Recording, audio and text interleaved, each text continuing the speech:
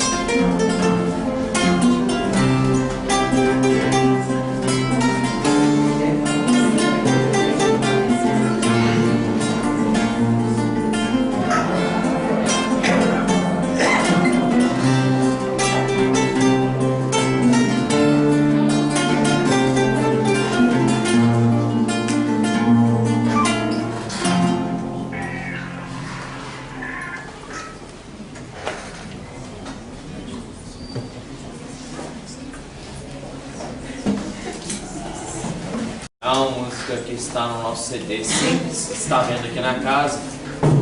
É uma música que fala sobre as bem-aventuranças.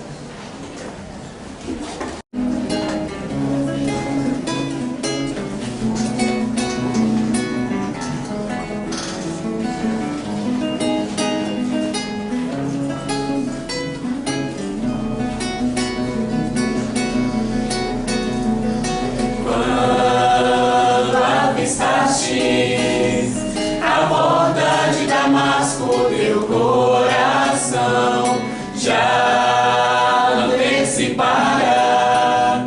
O momento da tua vida de renovação, a força em ti já havia. No entanto, resistia ao chamado do amor. Foi quando o sol abrasou-te a vista e o rio do teu pranto revelou teu Cristo interior. Pensava-te pequeno e com teu exemplo de retidão, que desvendaste os olhos de muitos nossos irmãos.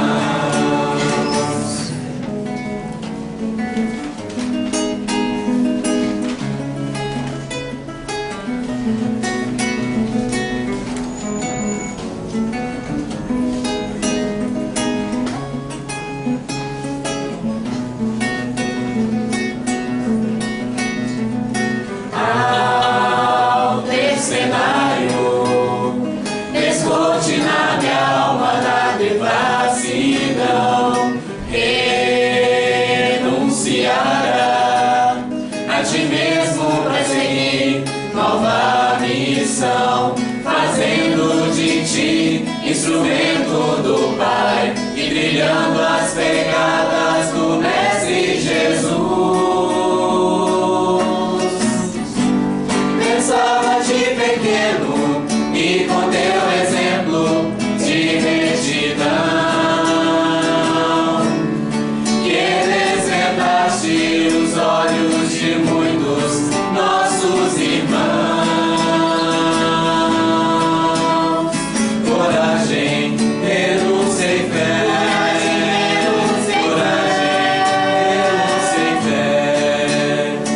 Coragem, renúncia e fé.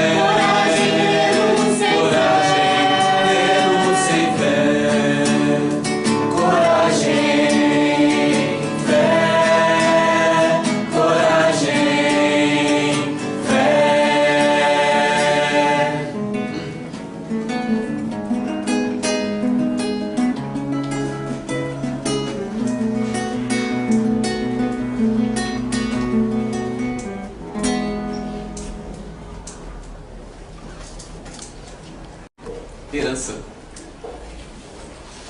falando sobre a parábola do filho pródigo.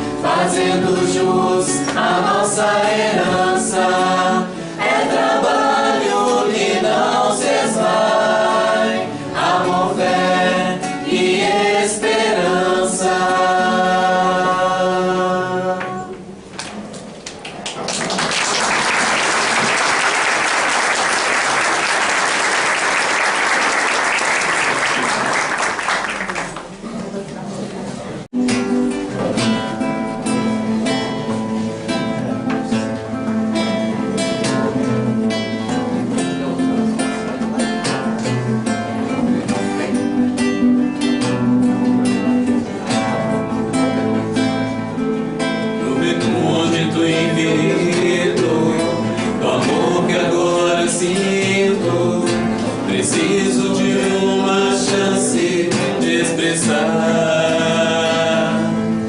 as belezas desta vida e de tantas outras vidas.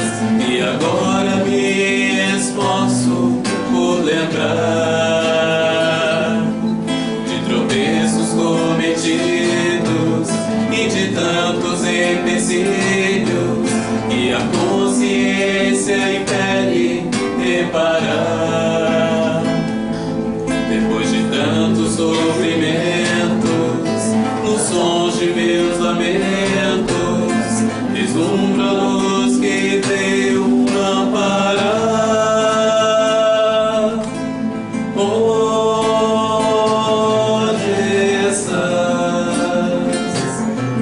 Me ajude a te encontrar. Onde estás? Me ajude a te encontrar. Na luz de cada dia, alvorada que inicia, experiências muitas temos que colher.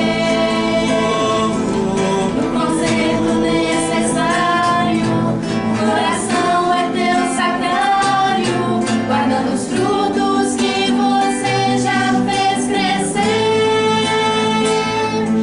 Consciência envolta em trevas, desperta para teu alvorecer. Seja livre e alce novo voo, pois que a vida espera por você.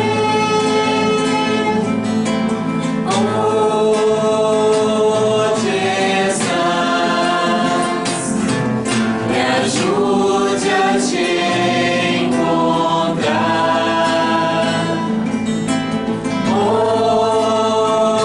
Onde estás? Me ajude a te encontrar.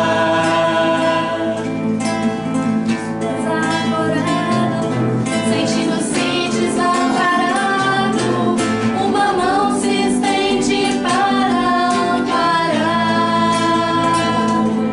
E sentindo novo alento, que é a luz de teu sustento, abre os olhos para quem lhe veio amar. Sem sentimento e sem trabalho, é como mãe sem orvalho, calabouços bem difíceis de escapar. Mas alma querida, tens aqui uma guarida, é momento de regenerar. Consciência envolve novas luzes, discípulos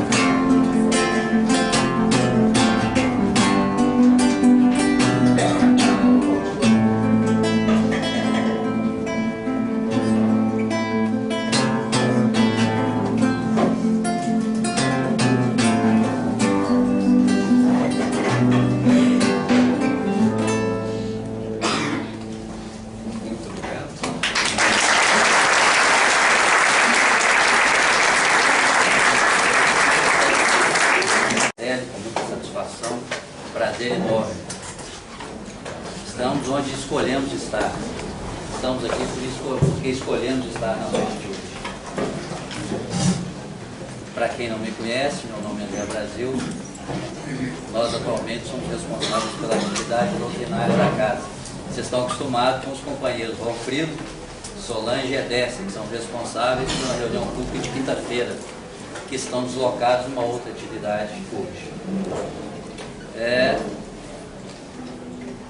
A Casa de Célia tem uma programação habitual para as reuniões públicas, e dentro da sua programação nós temos 3 semanas especiais durante o ano. A Semana da Família, no mês de maio, a Semana de Kardec, agora coincidindo com a data de nascimento de Kardec, 3 de outubro, esse ano completou 209 anos do seu nascimento.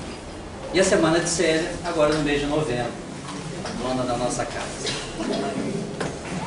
Kardec, o nosso codificador, nos deixou um legado, uma obra extraordinária. Nos deixou também um exemplo extraordinário de lucidez, discernimento, bom senso.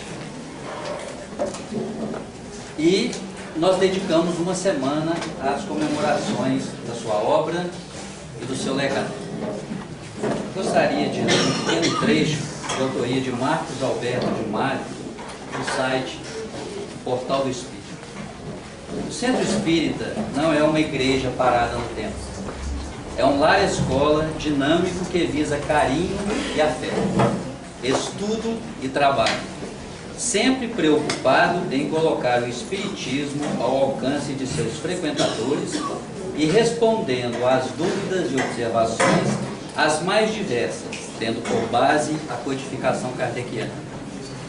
Isso reforça o nosso entendimento que a Casa Espírita é um lugar dinâmico, em que pulsa o dinamismo pelo estudo, pelo trabalho, pela reforma, pela renovação interior. E esse é o nosso propósito. Divaldo Franco, em recente seminário sobre o despertar do espírito, foi questionado da seguinte forma: Kardec trouxe a codificação no século XIX, introduzindo uma nova visão sobre o homem, sobre o espírito, sobre a vida. No século XX, nós tivemos o avanço da doutrina espírita, através de novas e ricas revelações, por intermédio de médiuns sérios, dedicados, estudiosos. Qual é a missão do Espiritismo no século XXI? E Divaldo responde que a missão do Espiritismo no século XXI é fazer a ponte entre a ciência e a religião, mostrando que a doutrina espírita é também uma ciência, que caminha em paralelo com a ciência acadêmica, que, portanto, tem um dinamismo próprio, que avança. E próprio Kardec nos deixou claro essa mensagem, que a doutrina não estava pronta e acabada, ao contrário, ela tem o seu caráter progressivo, de continuar o seu aperfeiçoamento constante, acompanhando a evolução das ciências, acompanhando a evolução das necessidades do homem na sua senda evolutiva. Inspirados nisso, a Associação Espírita Célia Xavier, para a temática da Semana de Kardec em 2013, definiu o tema Ciência e Espiritismo no século XXI. Então nós tivemos, como vocês já sabem, na segunda-feira passada, o nosso companheiro André Moreira, com o tema Homossexualidade, uma visão científica e doutrinária. Na terça-feira, o nosso companheiro da casa, o Marcos Papa, nos trouxe o tema Deus e o Universo. Ontem nós tivemos o Ricardo Melo, com Espiritismo, Ciência, Filosofia e Religião integradas ao século XXI. Amanhã nós teremos o Eduardo Loureiro, com Saúde e Doença sob a luz do Evangelho e da Ciência. E hoje, para nossa alegria, nós temos aqui o Dr. Gilson Freire, com o tema O Espiritismo e a Ciência. Dr. Gilson Freire, um companheiro antigo da casa, muito querido de todos nós, médico, professor, escritor e expositor espírita. Dr. Gilson, uma grande alegria tê-lo aqui conosco. Por gentileza, queremos ouvi-lo. Boa noite, com estudo para todos.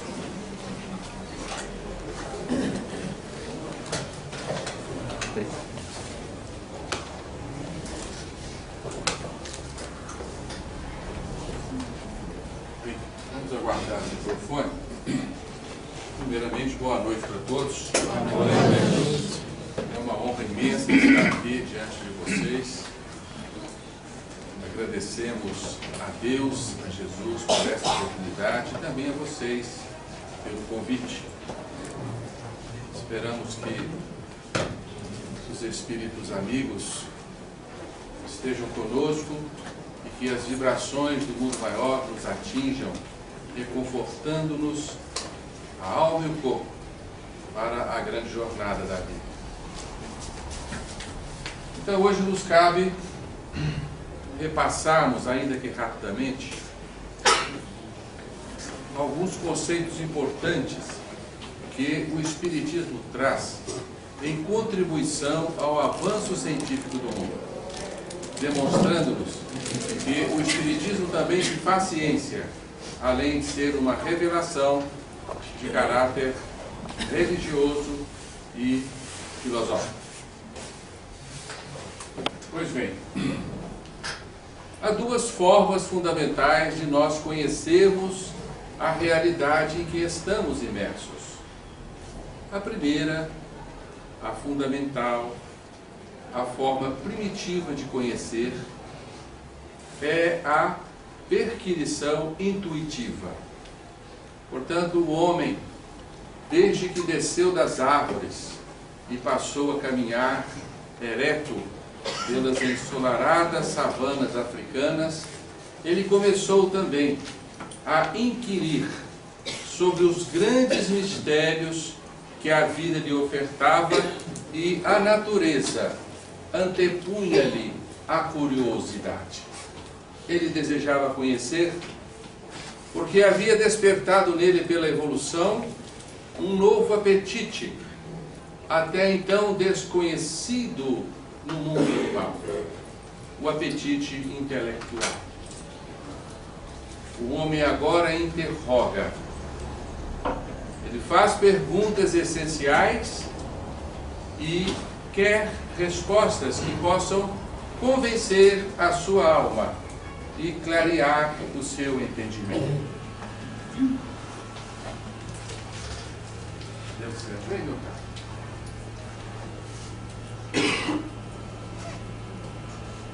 Vocês estão ouvindo aí atrás?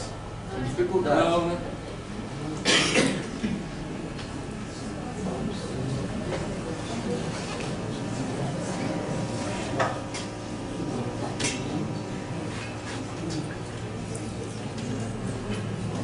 Nós aprendemos a pensar, desde que o homem desceu das árvores e passou a caminhar ereto nas ensolaradas savanas africanas, despertou nele um novo apetite até então inexistente, o apetite psíquico, a necessidade de conhecer, de decifrar os grandes mistérios da vida e assim solucionar também os seus problemas. Mas o homem não podia, naquela época, desenvolver ainda conhecimentos suficientes para que pudesse iniciar a grande jornada da razão. Ele devia, portanto, contar com a intuição, que falaria por ele nos pontos em que ele ainda era insuficiente para conhecer e saber. Então, o primeiro método de pesquisa que o homem institui na evolução é exatamente o método da intuição. E assim ele cria um corpo de conhecimentos que logo se transforma numa bagagem cultural que vai alimentar as civilizações. Ele diz respeito ao conhecimento do universo, ao conhecimento de si mesmo, de sua origem, de seu destino, das razões últimas de sua vida, uma vez que estas eram as suas grandes interrogações.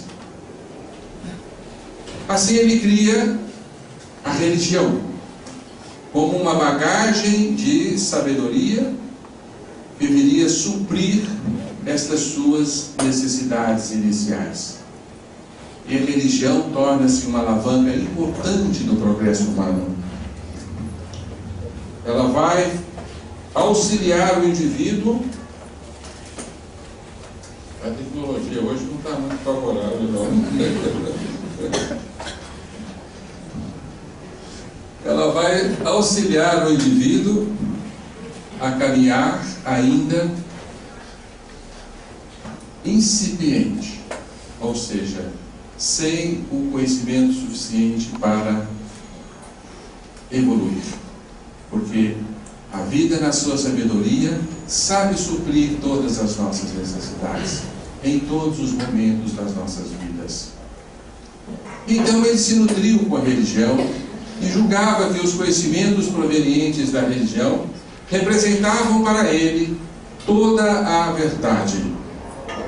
A revelação se faz dogma e o homem impede com que elas sejam contrariadas, ainda que com a imposição da força. Mas como vocês sabem, o homem cresceu, desenvolveu, deixou a infância espiritual, penetrou na maturidade e percebeu em si o dilatar de uma potencialidade que chamamos razão e inteligência, e que esta também deveria estar a serviço de seu progresso. Não bastava simplesmente a religião.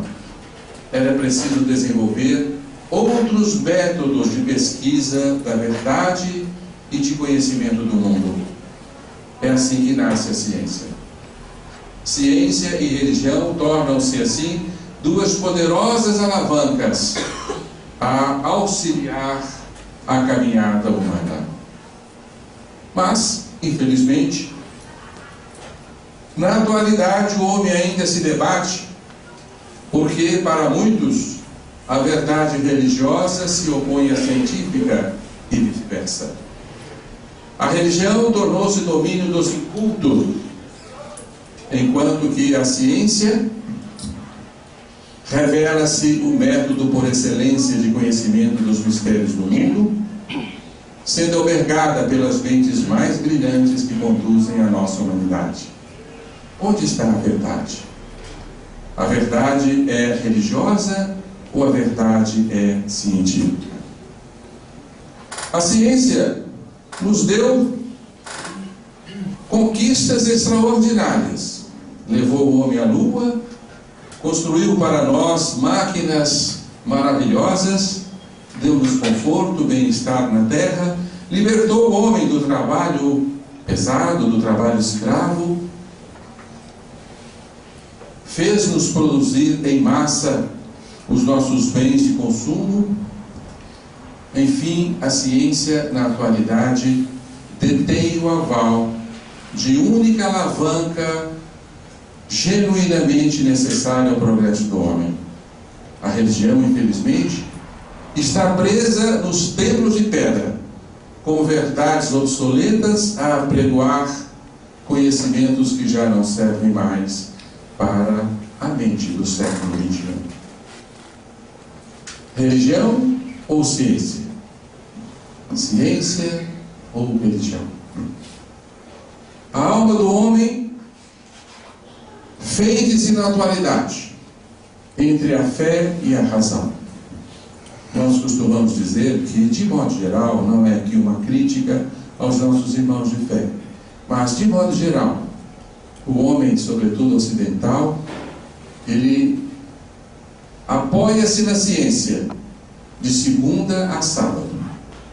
Domingo, ele se apega às verdades sagradas das tradições religiosas, mas só no domingo, porque na segunda ele vai retornar a apoiar-se, sobretudo nas revelações científicas.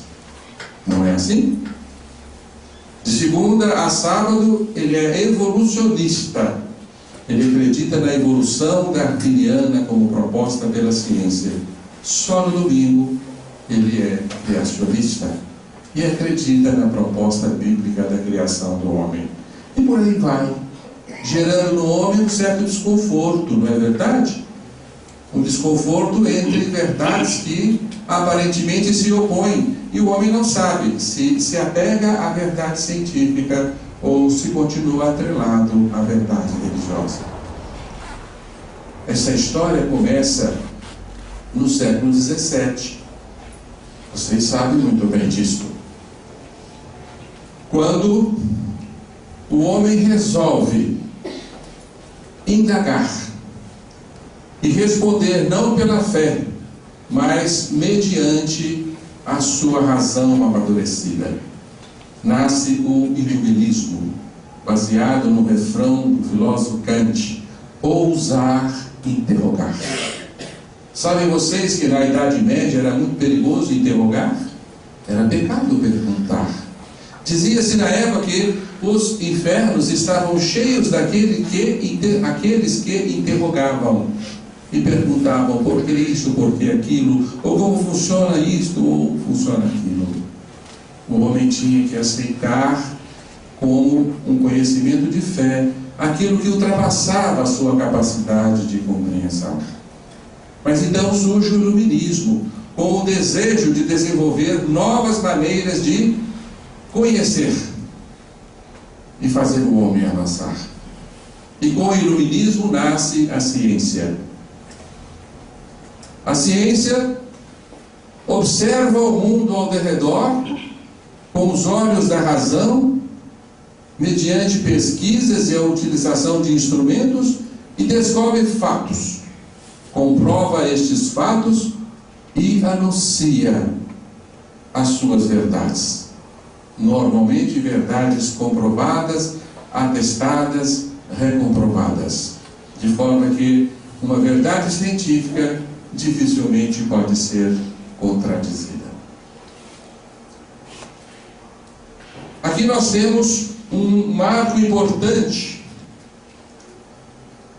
no grande conflito que vai dominar então as paisagens do desenvolvimento humano, sobretudo no Ocidente, a partir do século XVII. Estamos no dia 17 de fevereiro do ano de 1600. Sim, neste dia, um dia de inverno, fazia muito frio, era um domingo. Ainda assim, a população romana acorre à Praça de Fiori, Praça das Flores em Roma, porque ali iria acontecer um espetáculo naquela manhã de domingo. Um homem seria queimado na fogueira. Seria. Ali comparece um homem judiado por 7 anos de maltratos das masmorras de Roma, submetido a uma sorte de torturas para que ele negasse certas verdades que até então apregoava. Ele apontava as estrelas e dizia assim: não são luzeiros que Deus colocou no firmamento, são outros sóis. Em torno destes sóis existem outros mundos. E afirmava ele: Deus, o universo é infinito e Deus coincide com o universo. E a vida também se despende pelas paisagens do infinito. Este é um desenho deste homem, um desenho do céu, onde ele mostra aqui diversas estrelas. Uma das estrelas é o nosso Sol, e ao redor dele estava a girar a nossa Terra. É a tecnologia, né, gente? Vamos afastar, às vezes a interferência ali, não é?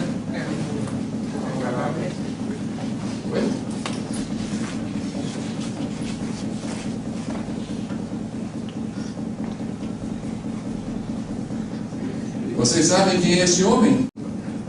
Sim, ele morre neste dia na fogueira, o primeiro mártir da ciência, que vai marcar um ponto importante no desenvolvimento humano, porque a partir deste dia rompe-se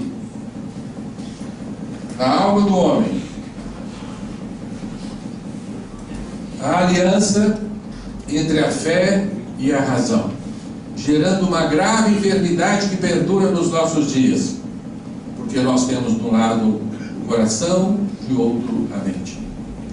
Desenvolvemos sobretudo a inteligência, mas deixamos de lado os nossos sentimentos.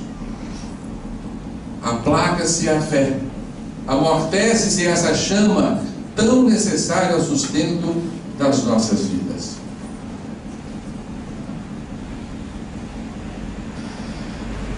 É a ciência, né, se lembrando, vai colaborar conosco hoje, né?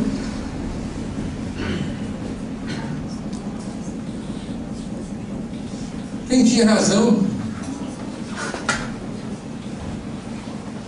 era o Sol que girava ao redor da Terra, como dizia a revelação cristã da tradição judaica? Ou era a Terra que estava a girar ao redor do Sol? No dia 22 de junho do ano de 1633, 33 anos depois de Giordano Bruno, encontramos-nos com o Senhor, 60 anos. Aqui está ele apontando para um clérigo e mostrando o sol, o céu, e dizendo a ele o que Giordano Bruno já havia tentado afirmar. Os luzeiros são outros sóis. A Terra está a girar ao redor do Sol e não ao contrário. Este era Galileu Galilei, que havia estudado a obra de Copérnico e constatado a sua veracidade. Ele então apregoava essas verdades novas que se baseavam na observação dos fatos, eram, portanto, verdades científicas, mas elas contrariavam a interpretação das revelações judaico-cristãs. Porque no Salmo 23, Deus dizia: eu, Senhor, fixei a terra em suas colunas, imóvel para sempre. E depois Deus detém o movimento do sol e da lua para que Josué possa vencer a sua batalha. A revelação então dava a entender o homem o contrário, mas a observação científica da realidade mostrava que não, que a terra girava ao redor do sol. Galileu comparece diante do Papa Urbano VIII, no dia 22 de junho de 1633. E perante os potentados da igreja, os diretores da Inquisição, Galileu teve que capitular. Ante a pergunta: é verdade, Senhor, de que a Terra está a girar ao redor do Sol? Ele disse: não, a Terra não está girando ao redor do Sol. Ele sabia que se ele respondesse sim... Estão ouvindo aí atrás? Se ele dissesse sim, ele teria o mesmo destino de Giordano.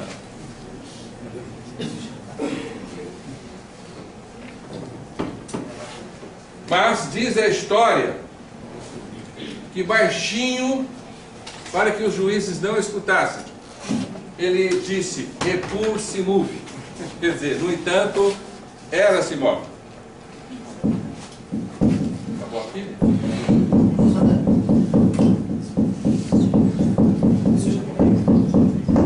Em Galileu, e não o condenaram à morte, mas à prisão perpétua.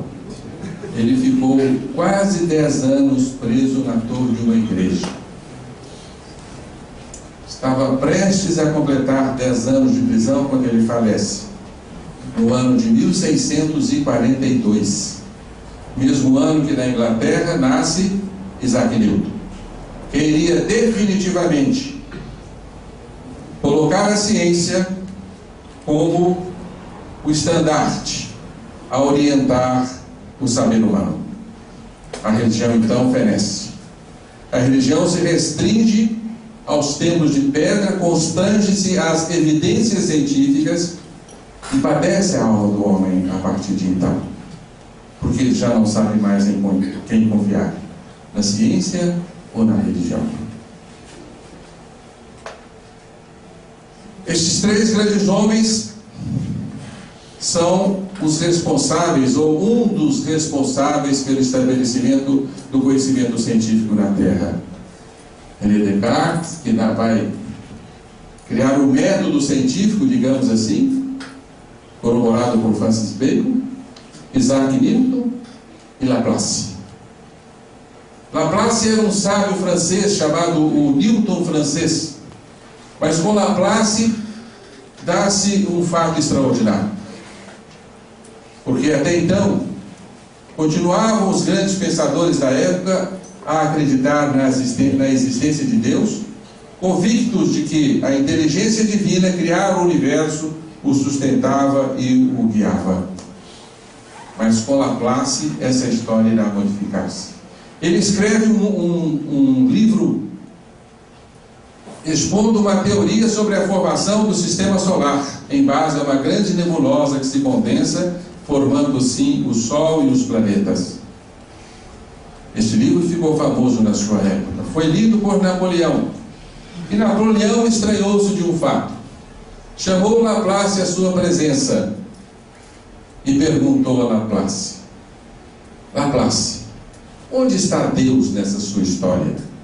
Porque não havia menção alguma ao Criador.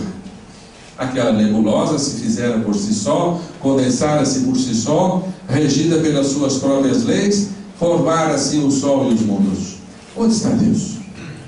E Laplace deixa-nos uma frase que irá fazer tremer o seu século. Nobre imperador, não preciso desta hipótese para explicar o universo. A partir de então, a inteligência humana abandona a religião e passa a confiar exclusivamente na inteligência humana para decifrar os grandes mistérios do universo. Como disse a vocês, sofre a alma do homem, porque a alma não alimenta-se apenas de verdades científicas. A alma tem outras necessidades. Não é verdade?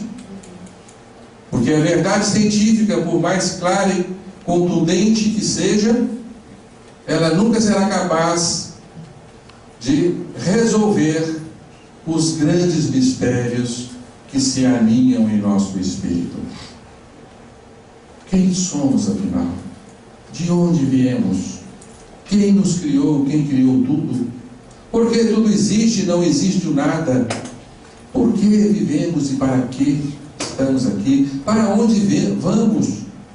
O que será de nós? Qual é o nosso destino? Qual é, enfim, a finalidade da vida, a finalidade de tudo que existe? A ciência não pode alcançar essas grandes interrogações da nossa alma. Por isso, o homem não pode deixar ao léu as verdades que a ciência, que a religião lhe dita. Fazia-se necessário, para que o homem equilibrasse a sua caminhada na terra, que voltasse a se abraçar as verdades religiosas, para que lhe servissem de consolo, de um bálsamo que viesse a refrigerar a sua mente e o seu coração, para que a sua vida não se fizesse tão árida e a sua alma não se desfizesse em graves depressões. É por isso que o mundo espiritual, atento às nossas necessidades, envia-nos este grande homem, esta fantástica inteligência, a razão em pessoa, que em meados do século XIX traz-nos uma contribuição indispensável ao soerguimento da nossa fé. Kardec, então, propõe uma nova forma de conhecer, aquela forma em que nós não abandonamos nem a ciência nem a religião, mas devemos jungi-las, uni-las, para que ambas possam servir a nossa caminhada evolutiva. Kardec, então, deixa-nos uma nova fé, naquela frase famosa que vocês conhecem: fé inabalável, somente aquela que pode acompanhar a razão, encarar a razão, frente a frente, em todas as épocas da humanidade. Portanto, a fé religiosa deve abraçar-se à razão, e a razão deve nutrir-se da fé, para que assim possamos jungir essas duas alavancas do progresso e caminharmos de uma forma equilibrada na estrada da evolução. Portanto, o que nos encanta no Espiritismo e sempre nos encantou foi a capacidade que ele detém de jungir-se à ciência, de fazer-se um colaborador da ciência, mas aproveitar-se das revelações da ciência para, por sua vez, progredir a fé. Portanto, nós adotamos uma fé progressiva, uma fé que não está estagnada ou presa em dogmas, mas uma fé que nos permite agregar conhecimentos, renovar valores, corrigir má interpretações e assim evoluirmos como quer a vida. Esta é a nova fé que a ciência e a religião foi brindada com o advento da doutrina espírita. A partir de então, nós não abandonamos mais a ciência, como não deixamos também as proposições da fé. E é assim que nós temos caminhado a partir de então, a partir de meados do século XIX. Nós estamos caminhando de braços dados com a ciência e a ciência de braços dados com a religião. Infelizmente, isso no restrito círculo da ciência espírita, porque o mundo lá fora ainda se debate neste grande conflito entre a fé e a razão. Onde que o Espiritismo pode trazer-nos importantes contribuições à ciência? O que nós podemos, nós que alimentamos a fé espírita, que podemos dizer à ciência? Então vamos percorrer com vocês aqui rapidamente alguns tópicos importantes do saber moderno, que tem muito, mas muitíssimo a enriquecer-se com os conhecimentos espíritas, de tal forma que chegará um dia em que podemos dizer que aqui na Terra há uma teologia científica ou uma religião científica a conduzir a humanidade. Ou seja, o homem estará empenhado em desvendar os mistérios do universo através da razão, sem abandonar o que a fé pode lhe ditar, porque a fé ainda é muito importante para resolver as questões que a inteligência não alcança. Por exemplo, as questões do começo. De onde, afinal, veio o nosso universo? A ciência nos propõe que o universo criou-se a partir de forças fenomenais que saltaram de uma outra realidade, compactaram, aqui explodiram para formar o nosso universo na famosa teoria do Big Bang. E a ciência pede-nos para acreditarmos neste absurdo. No princípio havia o nada, e o nada explodiu para tudo gerar. É impossível, né, gente? O nada, nada pode gerar. Alguma potência formou este universo. E mediante a religião, nós vamos compreender melhor diversas proposições da teoria do Big Bang. O nosso tempo, infelizmente, é insuficiente para penetrarmos em particularidades desses conhecimentos. Então vamos adiante. Vamos constatar que é a própria ciência que está em rápida evolução para também comprovar as verdades que o Espiritismo nos apregoa desde o século XIX.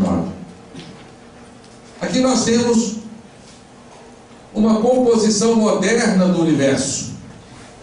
A ciência na atualidade está nos dizendo que 73% da composição do universo é representada por uma força, uma energia impalpável, imperceptível, que não pode ser detectada por nenhum instrumento humano, mas que dá a conhecer a sua realidade, a sua existência. Por isso o homem a chamou de energia negra, porque este negro aí é como se fora invisível. 73% do universo é uma energia invisível. 23% do universo é uma matéria que a ciência também não pode detectar. É uma matéria impalpável, imperceptível, chamada matéria escura. Energia negra, matéria escura, representam então 96% da composição do universo, sobrando apenas 4% de matéria bruta, visível, palpável, feito de partículas atômicas. Ora, é a própria ciência que agora dá-nos a comprovação de que o universo é uma entidade essencialmente imponderável. É uma entidade espiritual. Porque é a própria ciência que nos dá o aval à existência do imponderável. Porque há pouco tempo era a própria ciência que condenava a imponderabilidade ao absurdo. Não é verdade? Falávamos em forças ocultas, falávamos em fluido cósmico universal como entidades inalcançáveis pelo instrumental humano, e a ciência ria de nós.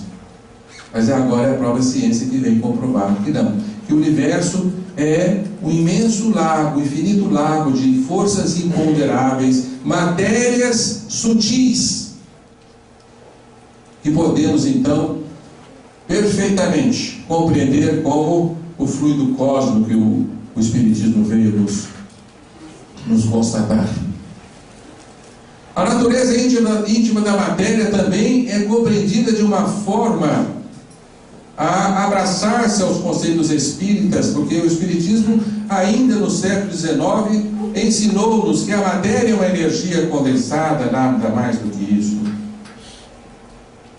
E a matéria não existe por si só, é apenas uma coagulação de forças imponderáveis. E hoje, vocês sabem, a física quântica vem comprovar-nos a última realidade da matéria, dizendo-nos que a matéria praticamente não existe como tal. A matéria é uma dança de forças imponderáveis.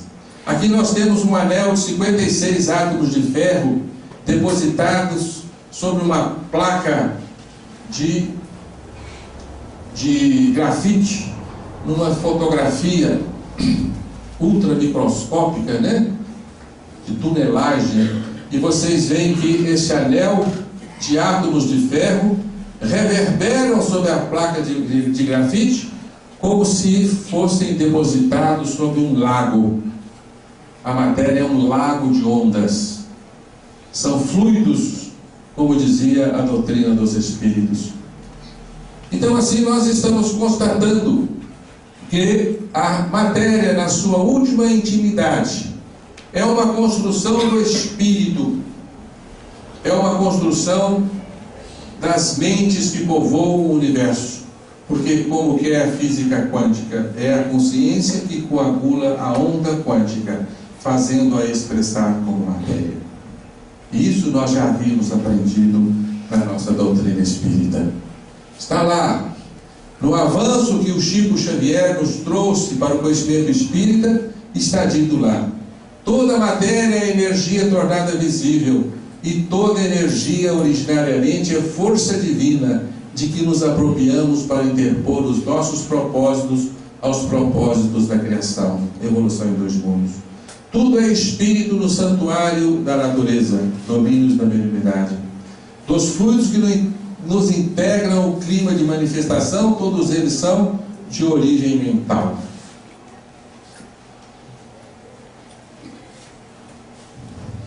E assim, o conhecimento espírita está nos servindo, sobretudo, para fazermos evoluir o conhecimento científico, porque é através da ciência que também nós vamos nos encontrar com Deus. Vamos saltar este tópico.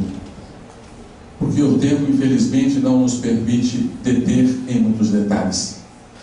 Na concepção de homem, a ciência espírita veio nos ensinar que nós não somos um amontoado de carnes e ossos.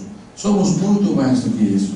Somos feitos de energias sutis, de outros organismos que extrapolam o mundo físico, o perispírito e seu campo de radiações, e somos também um espírito imortal, uma consciência imponderável. Somos assim uma trindade, somos seres ternários, em que a matéria é a nossa composição mínima, grosseira e passageira. Ora, hoje nós sabemos que assim é o átomo. O átomo, como o universo, tem uma quantidade exígua de matéria. O que pesa no átomo é muito pouco, porque a composição do átomo é a mesma composição do universo. 4% do átomo representa a sua massa, o resto é energia, é campo, é uma irradiação imponderável e sutil.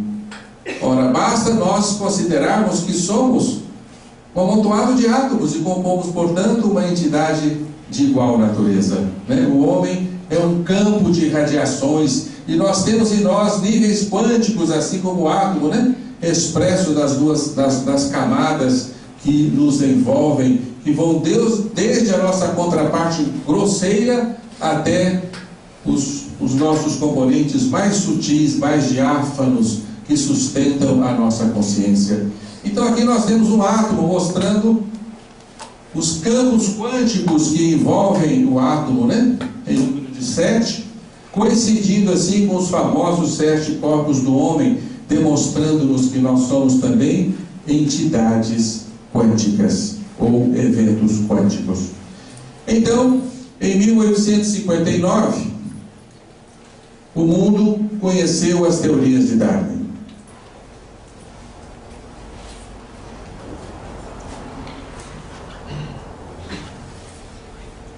Gente, me perdoa uma pergunta fundamental aqui. Nós vamos terminar à meia-noite? Pode escrever um pouquinho. Até que hora que eu posso? A gente pode passar um pouquinho. É 9 horas de termina? Acho que a gente poderia uns 15 minutos. 15 minutos? Né? Desculpe, viu, gente?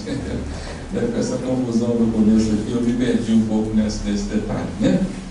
Bem, enfim, 1859, o mundo conheceu uma obra fundamental, A Origem das Espécies, publicada pelo biólogo inglês Charles Darwin. E com Charles Darwin, o homem aprendeu que ele vem de uma longa carreira evolutiva. Ele nasce da evolução dos primitivos primatas, e através da evolução a natureza vem elaborando seus seres, que aumentam assim em complexidade, estão em permanente desenvolvimento, subordinadas à seleção natural. Darwin nos deu a evolução das formas, e o Espiritismo veio completar-nos que quem está em evolução não é a forma, são os espíritos que se vestem de formas. Portanto, o Espiritismo, em 1857, 2 anos antes de Darwin lançar a sua teoria fundamental, que veio abalar o século XX, porque o século XX tremeu diante dessa palavra, a evolução, o Espiritismo veio nos ensinar que quem está em evolução são as almas, que se vestem de corpos, que tecem para si corpos cada vez mais avançados, cada vez mais aprimorados, atendendo assim às suas necessidades. Isso dá uma imensa clareza à evolução, porque entendemos que a evolução não é um movimento que se dá ao acaso, mas é um movimento dirigido não só pelo próprio Espírito, mas pela inteligência divina que serve o Espírito. Portanto, a evolução torna-se belíssima ante a revelação espírita, que nos veio ensinar a progressão das almas, completando assim Darwin, que veio nos falar sobre a evolução das formas. Espiritismo e genética é outro capítulo que a nossa doutrina tem muito a esclarecer. Nós vamos compreender com a doutrina espírita que a genética nada mais é do que um veículo de expressão da inteligência do espírito. O espírito grava nos códigos genéticos informações indispensáveis para que ele possa construir os corpos segundo as suas próprias necessidades. E assim nós vamos entender que a herança, na verdade, é espiritual. E que há uma inteligência orientando todos os fenômenos da genética, em que nós não podemos, de forma alguma, imputar essa inteligência que o código genético detém a um encontro casual de átomos. Átomos de carbono, hidrogênio, oxigênio, nitrogênio e fósforo, né? Que são os átomos que formam o nosso DNA. Nós não podemos imputar inteligência a estas partículas, porque estamos perfeitamente cientes de que apenas a inteligência produz efeitos inteligentes. Então, se existe uma inteligência biológica capaz de formar em nós o organismo que temos, com a extraordinária sabedoria que ele detém, não podemos imputar isso a um acaso como quer a ciência. Nós costumamos dizer que a ciência materialista dos nossos dias pede-nos acreditarmos em milagres. Vocês já pensaram nisso? Diz ela que o nada cria o universo. Isso quer dizer acreditarmos no milagre, né? Diz ela que o acaso gerou a vida, que o acaso formou toda a complexidade da vida e toda a inteligência que observamos na natureza e em nós mesmos. Isso pressupõe acreditarmos no milagre do acaso. Não é verdade? No futuro, certamente o futuro olhará para os nossos dias e irá, evidentemente, julgar-nos pueris por havermos acreditado nesta verdadeira fábula, a fábula do acaso. Mas o Espiritismo tem muito a nos ensinar a respeito da mediunidade. A mediunidade está avançando para tornar-se uma verdade científica nos nossos dias. Aqui nós temos um experimento muito interessante que foi realizado na Universidade do México por um cientista, Jacobo Zilberman. E ele fez um experimento muito interessante em que colocou dois indivíduos, ele escolheu dois indivíduos que tinham grande empatia um pelo outro, dois indivíduos que se conheciam e que se interagiam muito bem, e ele colocou esses dois indivíduos em duas gaiolas isoladas e distantes, e colocou nesses dois indivíduos eletroencefalograma, aqueles eletrodos em torno do cérebro para registrar os pulsos cerebrais. E esta gaiola era uma gaiola de Faraday, né? Para quem sabe, a gaiola de Faraday, ela isola qualquer força eletromagnética. Então eles estavam ambos perfeitamente isolados, com os seus eletroencefalogramas ligados. No primeiro indivíduo, chamado potencial evocado, de repente, nessa câmara escura, acende uma luz muito intensa, de tal forma que o cérebro do indivíduo emite uma onda súbita, registrando aquela intensa luminosidade. E no cérebro do outro indivíduo que estava em repouso, o mesmo pico, a mesma onda, o potencial transferido se mostra presente. Aquele outro indivíduo havia registrado exatamente a onda cerebral do primeiro.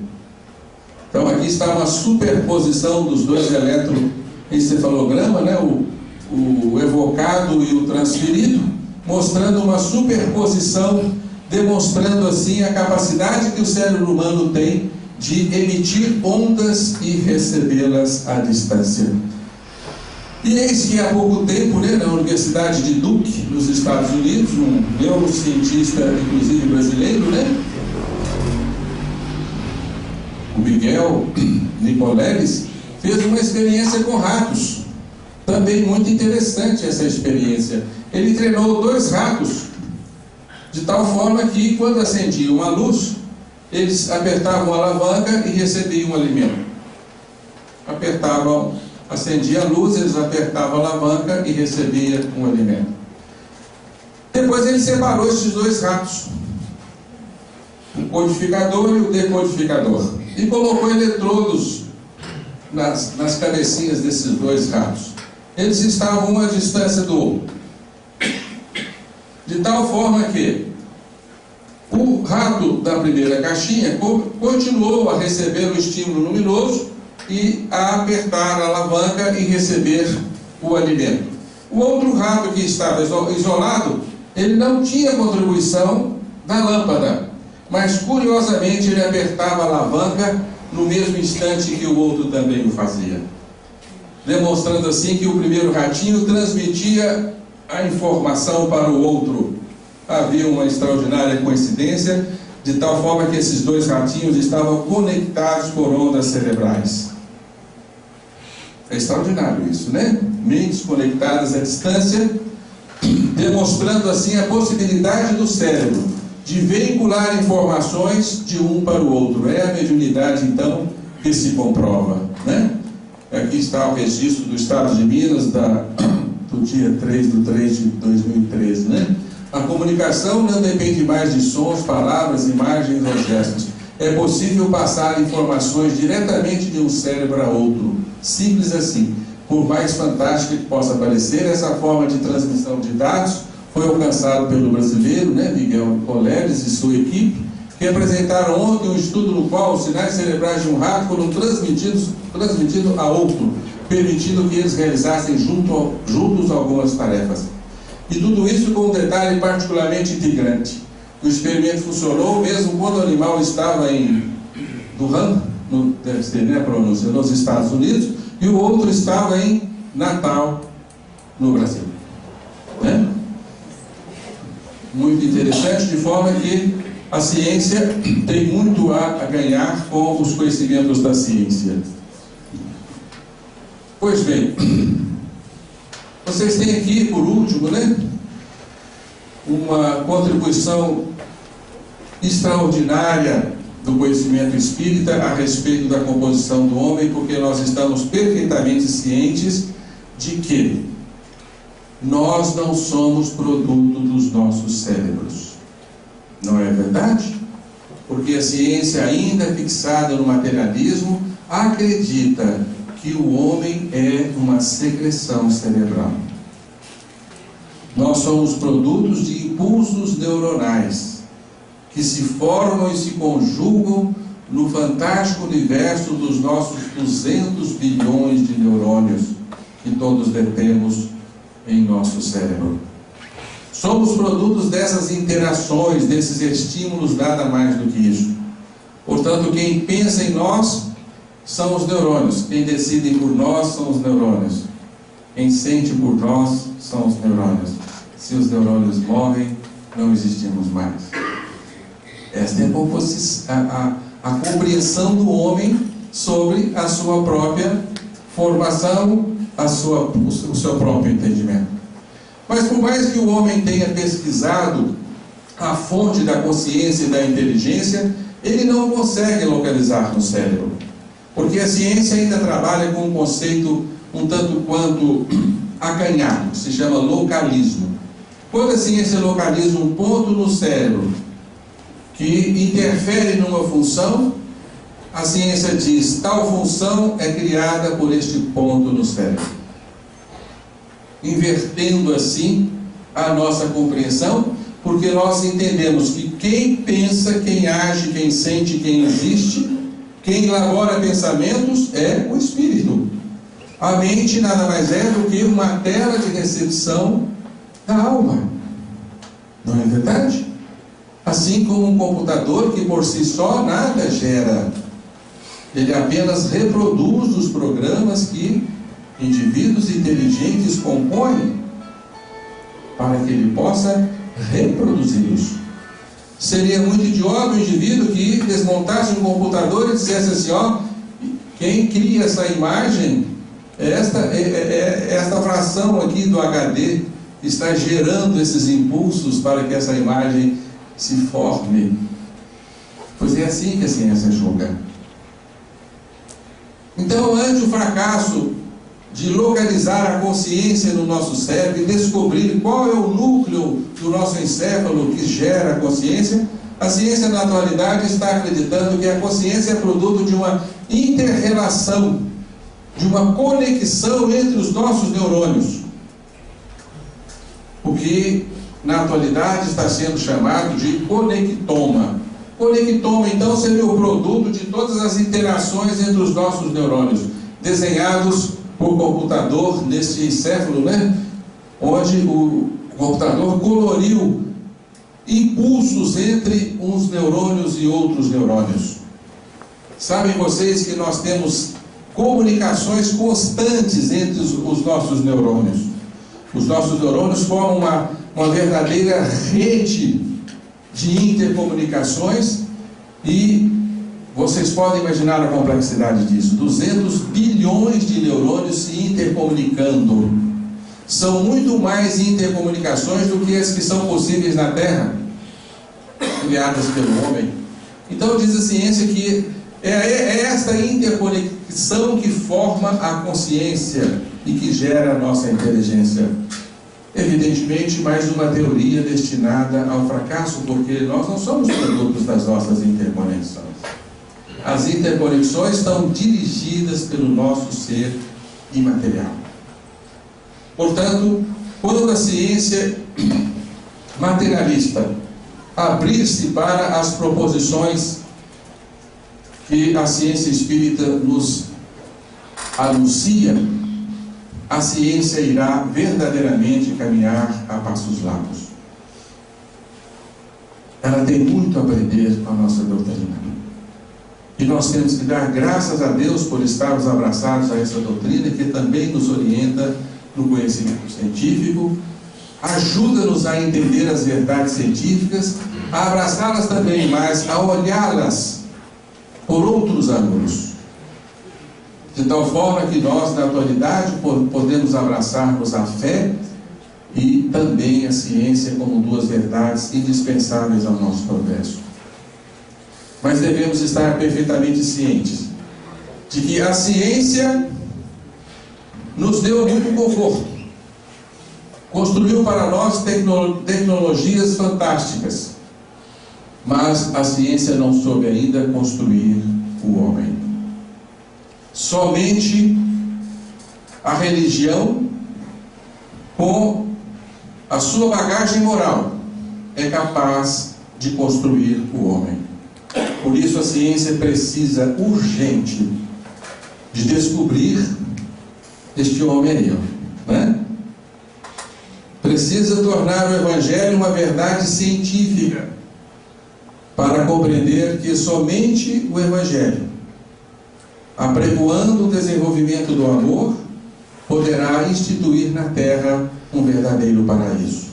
Porque o paraíso não se constrói unicamente com tecnologias. Tecnologias formam bombas também, orientadas por interesses escusos. Não é verdade? Portanto, continuemos a nossa caminhada, abraçados às verdades religiosas, apregoadas na nossa doutrina, que ressuscitam para nós os anunciados do Cristo.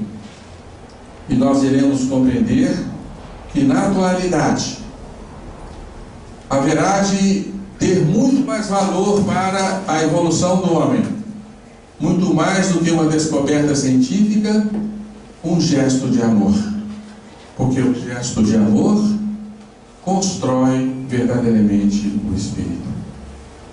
Era essa a mensagem que gostaríamos de trazer para vocês hoje. Eu agradeço muito a atenção de todos e que Jesus possa ajudar-nos a caminharmos neste mundo, abraçarmos as verdades científicas e a moral evangélica cristã, para que possamos nos construir como convém. Muita paz, muita alegria para todos nós.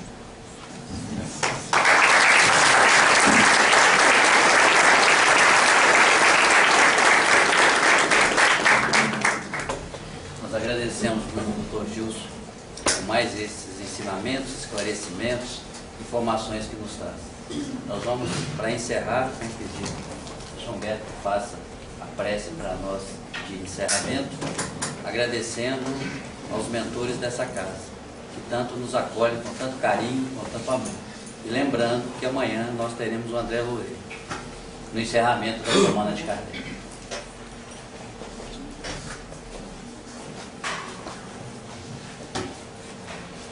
Esta aula que recebemos hoje leva,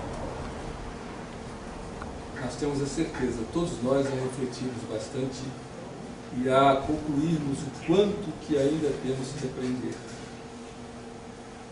E apesar da complexidade do que foi trazido, o encerramento das palavras do Dr. Gilson nos deu o caminho, que é através do amor que nós conseguimos aprender a construir em cada um de nós o cultivo dos ensinamentos de Jesus. Por isso, nesse instante, amigos queridos, elevemos os nossos pensamentos ao mais alto para agradecer a Deus por este momento precioso e a Jesus, este mestre extraordinário que nos conduz na vida, proporcionando-nos a cada instante oportunidades de aprendizado e oferecendo-nos sempre os recursos de que nós necessitamos para realizarmos o nosso crescimento e a nossa evolução. Obrigado, Senhor, por este momento importante.